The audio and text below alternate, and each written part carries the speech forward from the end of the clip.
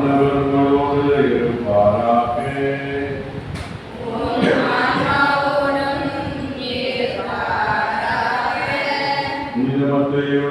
செய்தி நூலிலிருந்து வாசகம்.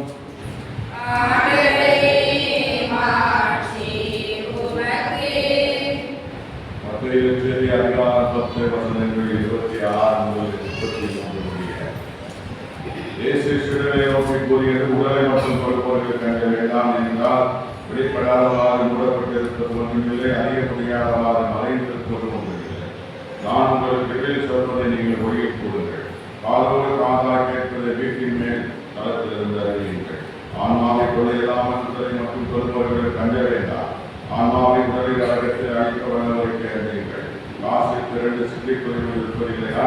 இன்னும் அவர்கள் ஒன்று கூட உங்கள் தந்தையின் விருப்பமின்றி தலையிலே விடார். உங்கள் தலைமுறையெல்லாம் எண்ணப்பட்டிருக்கிறார். சிற்றுக்குறிகள் பலவற்றை விட நீங்கள் மேலானவர்கள். எனவே அஞ்சாதீர்கள். மக்கள் முன்னிலையில் என்னை ஏற்றுக்கொள்வதை விண்ணுலகில் இருக்கும் என் தந்தையின் முன்னிலையிலே நானும் ஏற்றுக்கொள்வேன். மக்கள் முன்னிலையில் நான் என்னை மறுதளிப்பவரை வரை விண்ணுலகிலே இருக்கிற என் தந்தையின் முன்னிலையில் நானும் மறுதளிப்பேன். ஆண்டவரின் அருள்வாக்கு.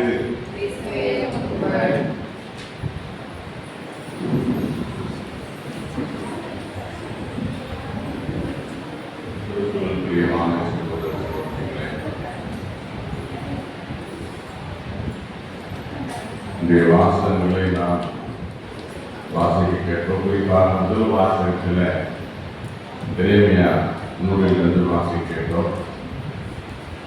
பொதுவாக இச்சமூகத்திலே நாம் பலவித பிரச்சனைகளை சந்திக்கிறோம். எரேமியாவும் பிரச்சனைகளை சந்திக்கிறார். நாம் எப்படி பிரச்சனைகளை சந்திக்கிறோம் என்று சொன்னால் பல விதமான பிரச்சனை, ஒரு விதமான பிரச்சனை இருக்கலாம். ஒரு சிலருக்கு பொருளாதார பிரச்சனை இருக்கலாம், கடன் தொல்லைகள், தொழில் வீழ்ச்சி. ஒரு சிலருக்கு உடல் பிரச்சனை இருக்கலாம், மகனை, பொறாமை, சண்டை சச்சரவு, உறவுகள். ஒரு சிலருக்கு அறிஞரை பிரச்சனை இருக்கலாம், பாவம், பயம், கோபம். சமூக பிரச்சனை இருக்கிறது, மதவெறி, ஜாதிவெறி போன்ற பிரச்சனைகள். இயற்கை ரீதியான பிரச்சனை இருக்கிறது, புயல், சுனாமி போன்றது. இதிலே பல பிரச்சனைகளை நாம் ஒவ்வொரு நாளும் சந்தித்துக் கொள்கிறோம். பிரச்சனை இல்லாதவர்கள் யாருமே இல்லை. யாராவது சொல்ல முடியுமா? எங்களுக்கு பிரச்சனையே கிடையாது. கடவுள் வந்து சில இடத்துல மனிதர்களை படைக்கிற பொழுது இதை சேர்ந்து படைப்பதுதான் நினைக்கிறேன். ஒரு சில நேரங்களில் வந்து யாரும் கேட்டால் எப்படி எல்லாருக்கீங்களா என்னத்தை அப்படிதான் சொல்றாங்க. யாரெல்லாம் கேட்பாங்க எப்படி இருக்கீங்க என்னத்தை அப்படிதான். ஆனால் அவர்கள் மகிழ்ச்சியாக இல்லை, நிறைவாக இல்லை. ஒரு நாள் மகிழ்ச்சி இருந்தால் மறுநாள் கொஞ்சம் வளர்ச்சி இருக்கிறது. இந்த மகிழ்ச்சியை தேடுவதற்காக எல்லாருக்கும் சிறப்பட வேண்டியது. ஒரு மகிழ்ச்சியை ஒரு நாள் ஒரு மணி நேரம் மகிழ்ச்சியாக இருக்கணும் குடும்பத்தோட அப்படின்னா இதற்கு இதை ரீச் பண்ணுவதற்கு இதை அடைவதற்கு எவ்வளவு சிரமங்கள் நாம் அடைய வேண்டியிருக்கிறார். இருந்தாலும் கூட ஒவ்வொன்றா நாம் தேவையானவற்றை நிறைவு செய்தாலும் கூட அகரீதியாக புற ரீதியாக நாம் ஏதோ நம்மை கஷ்டத்துக்கு உள்ளாக்குவதற்கு தான் சொல்றேன். இது என்ன செய்யலாம்? இதை அணுகிற மக்கள் எப்படி அணுகிறார்?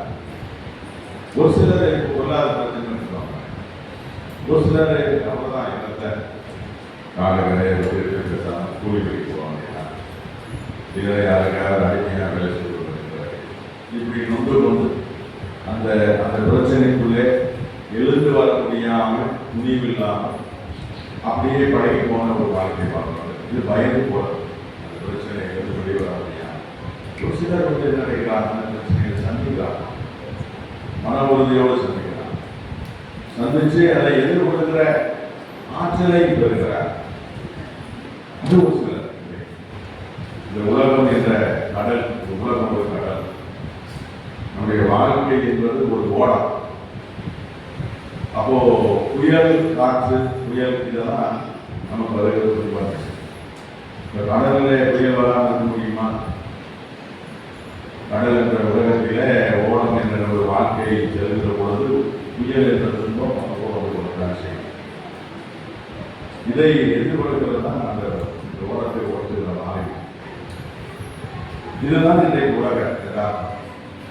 இப்போ இதில் நாம் எல்லோரும் வாழ்க்கை. இதை நான் சொன்னது போல 2 வகையான ஆட்கள். ஒன்று எதையுமே எதிர்கொள்வதில்லை. ஒரு சிலர் எதிர்கொண்டு என்ன செய்கிறாங்க, அதை வெற்றி கொள்கிறாங்க, அதில் மன உறுதியோடு நிற்கிறாங்க. இப்போ எதிர்மையாக நான் இந்த இந்த துன்பங்கள் அமைச்சினால நிறைய கஷ்டத்துக்கு உள்ளாங்க. இறைமையாக சொல்லுவோம். இப்போ எதிர்மையாக யாருன்னா இறைவாக்கு ஆண்டவர் வழியாக எருசலேம் மன்னனுக்கும் பேசுகிறார். என்ன பேசுகிறார் அப்படின்னா, பாபிலோனியர் எருசலேம் நோக்கி படையெடுத்து போறாங்க. அவங்க படையெடுத்தாலுமே எருசலேம் நகரம் அழிந்து போகும். எருசலேம் மக்கள் என்ன செய்யறாங்க, அழிந்து போவார்கள். அப்போ என்ன செய்யலாம் அப்படின்னா, ஆண்டவர் சொல்றாரு, எருசலேம் அரசனை நீ சரண்டர் ஆகிறது, நீ சரணாகதி அடைகிறது, இல்லைன்னா பாபிலோனியர் மன்னன் எல்லாத்தையும் அழித்து விடுவான். இப்போ இங்க என்ன அப்படின்னா, இந்த இலக்கியா போய் சொல்றார் எருசலேம் மன்னன் இந்த மாதிரி ஆண்டவர் சொல்றாரு. அப்போ என்ன நடக்குதுன்னா, அவனுக்கு கோபம் கொடுத்தாங்க. எப்படிதான் இதை சரணாகதி அடைய சொல்றாங்க. இவர் இலக்கியா அறிவாக்கு தேசத்து நோக்கி இந்த தேசத்தோட இவன் துன்பத்தை எல்லாம் தர முயற்சி பண்றாங்க. அதுவரை அங்கே அரசர் இருந்த ஒரு குரு கூட, பாஸ்போர்ட் என்ற குரு கூட இவருக்கு துன்பத்தை கொடுக்கிறாங்க. சாமியின் விளிம்புக்கு போகக்கூடிய அளவு அவரை கொடுக்கிறாங்க. அப்போ அதெல்லாம் நான் வாசிக்கிறேன் பாருங்க. பலி சுமத்துங்கள், வாருங்கள், அவர் மேல் பலி சுமத்துவோம். இது யாரு? அங்கே இருக்கிற யூதர்கள்லாம், மக்கள்லாம் எரேமியாங்க பலி சுமத்துவோம். அவர் சொல்றாரு, எரேமியா சொல்றதுலாம் சொல்றாங்க பார்த்து. இன்னும் சொல்றாரு, என் நண்பர்கள் கூட நான் வீழ்ச்சிக்காக காத்திருக்கிறேன். அவரே சொல்றாரு, என் நண்பர்கள் கூட நான் அழிந்து போகணும்னு காத்திருக்கிறேன். இதெல்லாம் புதுசு இல்லை. நமக்கெல்லாம் இந்த அனுபவம் நமக்கு வரசலாம். நம்ம சுற்றி இருக்கிறவங்க எத்தனை பேர் நான் அமிழ்ந்து போகணும், நாம் அமிழ்ந்து போகணும், இது டிஸ்ட்ராக்ஷனாக இருக்கிறேன். நீங்கள் பேசிட்டே இருந்தீங்கன்னா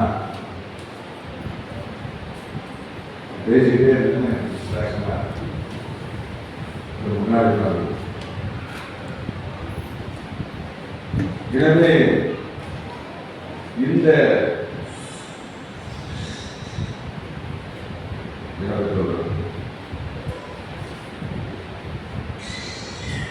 எரேமியா தீர்க்க தரிசனம் சொல்ற போது சொல்றேன், நண்பர்கள் கூட என்னை அழிந்து போக முடியாது சொல்றாங்க.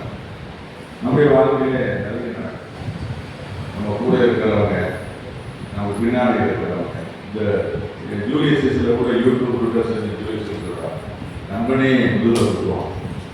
கட்டியா ஒரு அரசியல் மீட்டிங் நடக்கும்.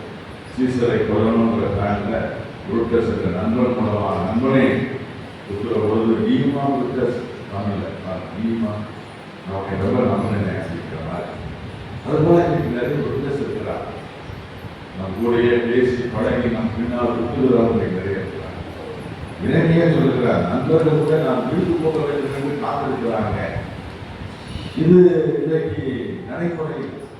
சிலர் சொல்லுவாங்க, கல்லூரியில் நான் படிக்கிற பொழுது நேர்முறைக்கு நல்லா இருக்கிற பேசுகிறார் இருந்தார். இனி பரீட்சை எழுதாம விட்டுட்டார், எழுதவிடாத அளவுக்கு என்னை ஆகிட்டார். அவர் நல்ல பரீட்சையை பார்த்துக்கிட்டார். எத்தனை பேர் சொல்றோம் இல்லையா? அதை சொல்லி நண்பர்கள் என்று சொல்லி, சொந்தக்காரர் என்று சொல்லி, உடன்பிறப்பு என்று சொல்லி, இப்படியெல்லாம் இருக்கு. இதுதான் சமூகம். இளைஞா இயேசு இல்லையா? 12 பேர்ல ஒரு சீடு மட்டும் காட்டி கொடுத்தாங்க இல்லையா? 30 வெள்ளிக்காசுக்கு காசு கொடுக்கிற அந்த நிலையில வெள்ளிக்காசு 30 காசு என்ன செஞ்சா சரி நாடுகளுடைய செல்லாதான் வாசிக்கிறோம். அப்போ இது இயேசுடைய வாழ்க்கையிலிருந்து நமக்கு நிறைய உதாரணம். அதனால யாருமே அது இல்லை வளர்த்து முடியாது. கொஞ்சம் உட்காந்து யோசிச்சோம்னா நம்ம சுற்றி எத்தனை பேர் இந்த மாதிரி திட்டங்கள்லாம் போட்டிருக்காங்க என்று நாம் அறிவோம். ஆனால் இதை எப்படி எதிர்கொள்கிறார்? இறைமையாக எதிர்கொள்கிறார் பாருங்க. ஆண்டவர் வலிமை வாய்ந்த வீரரை போல என்னோடு இருக்கிறார். இதுதான் இறைவசனம் நமக்கு இதை சொல்லிக்கணும். நீங்க நான் தனியா இல்லை. இதை சுற்றி எவ்வளவுதான் வலை பிடினாலும் என்னை அழிக்க முயற்சி பண்ணாலும் நான் வீழ்த்து போகணும் என்று நினைத்தாலும் எனக்குள்ள எண்ணம் என்ன இருக்கிற ஆண்டவர் வலிமை வாய்ந்த வீரரை கூட என்னோடு இருக்கிறார். இது இறைமையா சொல்ற வார்த்தை. இறைமையா சொல்ற என்னோட ஆண்டவர் இருக்கிறார். நான் வந்து என்ன செய்ய மாட்டேன், பயப்பட மாட்டேன், அஞ்ச மாட்டேன். எனவே என்னை துன்புறுத்துவோர் இடறி விழுவர், எனக்கு தீங்கு செய்வோர் இடறி விழுவர், எனக்கு எதிராக துரோகம் செய்வோர் இடறி விழுவர், எனக்கு வஞ்சகம் செய்வோர் காணாமல் போய்விடுவர். பாருங்க, இறைமையார் சொல்றார், அவர்கள் வெற்றி கொள்ள முடியாது.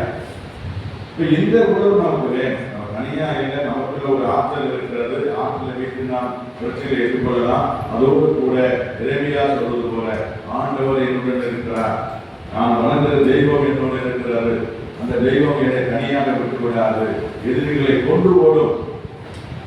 எதிரிகளை வெற்றி கொள்ள முடியாது. கோலியாத்தை எடுத்துக்கொள்வோமே, கோலியாத்து தாவீது சிறுவன். இந்த சிறுவன் தாவீது பெரிய வீரனா, கோலியாத்தை விட பெரிய வீரனா.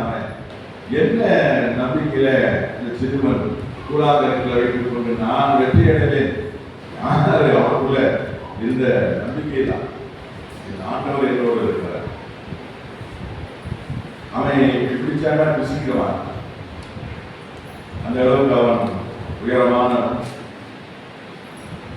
ஆச்சாரமாக, அதாவது உலகாத்திரமான நெஞ்சூரி துறைக்கிற போகிறார். கடவுளுக்கு முன்னாடி அதெல்லாம் பூசி மாறி. அப்போ அவனுக்குள்ள இருந்த தைரியம், நான் வெல்வதே. பாருங்க, அங்கே ஒரே ஒரு கவுண்டர் வைத்து ஒரே வெளிதான் அவன் விழுந்தான். இங்கே செயல்பட்டது ஆண்டவர்.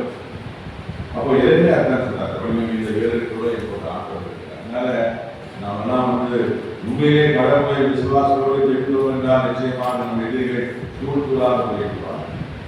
ஆண்டவர் சொல்றாரு, மலைகள விசுவாசம் இருந்தாலே போதும், இந்த முசுக்கட்டை மலைத்தை நோக்கி இடமடைந்து செல்கின்றார்கள். இந்த மலையை நோக்கி மலைக்குள்ள நீ வெளியே என்றால் பாருங்க, என்ன பவரான இறைவனுடைய ஆற்றல்.